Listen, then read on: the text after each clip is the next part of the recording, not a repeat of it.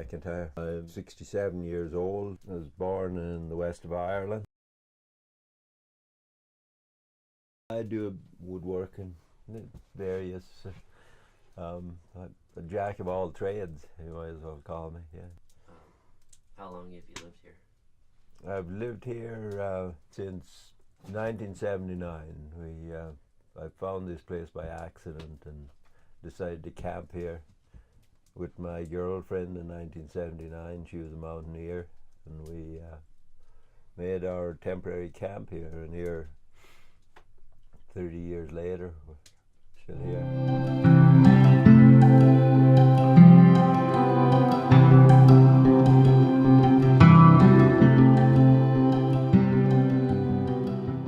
What was your feeling of what home was before you came here and started making a home? When I think of home, I think of the little thatched house I was born in the west of Ireland. That's when it just brought me back to my childhood. We did before the tractor. Everybody had tractors. And we did.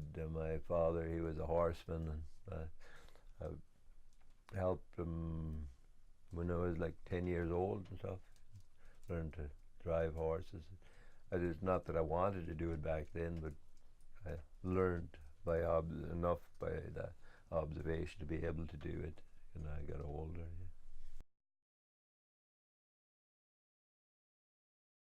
First introduction to the horse, they treat it like a machine. Like you say whoa and the brakes are on, you know. And to me, it's more like being on a boat in rough water. That there's always movement going on, and you always have to be in touch with the movement with horses. You can't just say, oh, I got that figured out, and then drift off.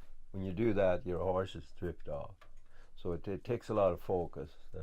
For me, it's a discipline. It's actually maybe like somebody doing the yoga or something like that, because you really takes you out of yourself, makes you focus on, and yeah, you have to be like that to make it like horse thing work for you, and keep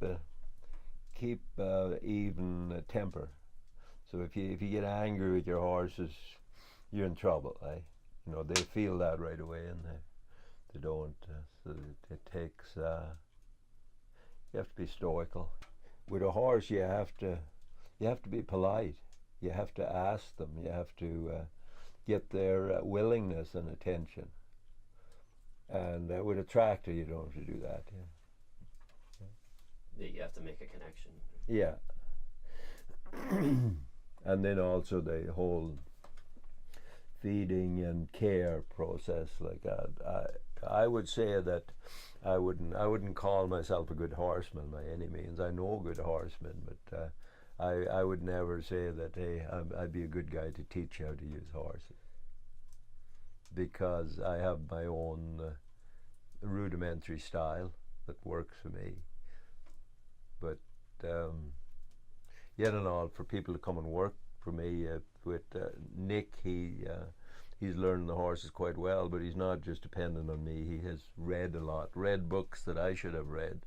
There's one right there, Training Work Horses, Training Teamsters by Len R. Miller.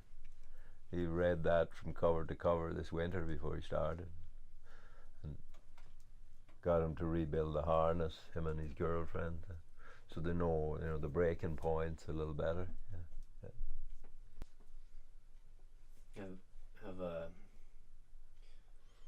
How has it been or how was it to raise your daughter and your son also, right? Yeah, my stepson. Yeah. Yeah. In the life the life here on the land with the. It was wonderful. They spent a lot of the school time with their mom, and the holiday time with me. It couldn't have been better. And we went in the mountains a lot. And my daughter, she learned to count by counting the fish.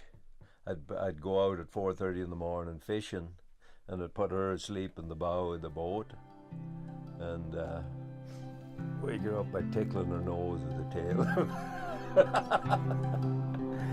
The end of the fish.